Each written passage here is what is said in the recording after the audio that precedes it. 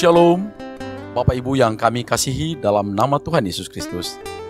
Kami dari Majelis Daerah YPP Batu di Sumatera Bagian Selatan dan Sekolah Tinggi Teologi Ebenezer dalam program Sabda Ilahi menyapa Anda pagi ini. Tuhan Yesus memberkati.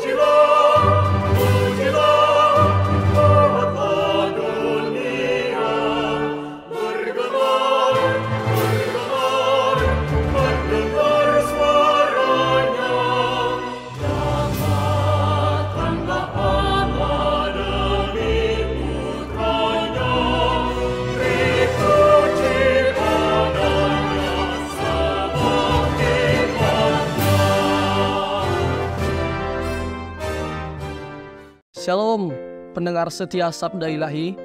Hari ini kita akan merenungkan firman Tuhan dari Ulangan 29 ayat 29 yang berbunyi, hal-hal yang tersembunyi ialah bagi Tuhan Allah kita, tetapi hal-hal yang dinyatakan ialah bagi kita dan bagi anak-anak kita sampai selama-lamanya, supaya kita melakukan segala perkataan hukum Taurat ini. Dan tema kita hari ini adalah kebenaran Allah. Bapak, Ibu, dan Saudara yang diberkati oleh Tuhan, ayat ini dengan jelas mengajarkan dua hal penting. Ada rahasia yang hanya diketahui Allah dan ada kebenaran yang telah dinyatakan kepada kita.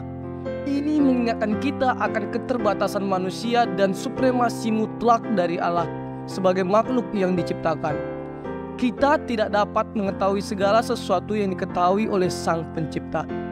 Namun Bapak, Ibu, Saudara, kita juga diberikan pengetahuan yang cukup yang dimaksudkan untuk membimbing hidup kita dalam kebenaran. Bapak, Ibu, Saudara-saudara, kita harus memahami bahwa Allah yang tak terbatas itu tidak dapat dijangkau sepenuhnya oleh pikiran terbatas manusia. Pikiran kita diciptakan dan terbatas oleh ruang dan waktu. Namun ini tidak berarti kita tidak bisa mengenal Allah secara benar. Melalui firman-Nya, Allah telah memilih untuk menyatakan kebenarannya kepada kita dengan cara yang bisa kita pahami. Ini adalah fondasi iman yang harus dimulai dengan pengakuan bahwa semua pengetahuan kita dimungkinkan hanya karena Allah telah mengungkapkan dirinya terlebih dahulu. Kebenaran yang dinyatakan Allah adalah mutlak, sempurna, dan tidak bisa diukur oleh standar manusia. Hal ini sangat penting dalam melawan setiap pemikiran manusiawi yang ingin menggantikan atau memodifikasikan kebenaran ilahi. Filsafat modern seringkali merendahkan wahyu Allah, menyatakan bahwa kebenaran adalah relatif, bergantung pada konteks budaya atau pemahaman individu. Namun, kita menolak ini.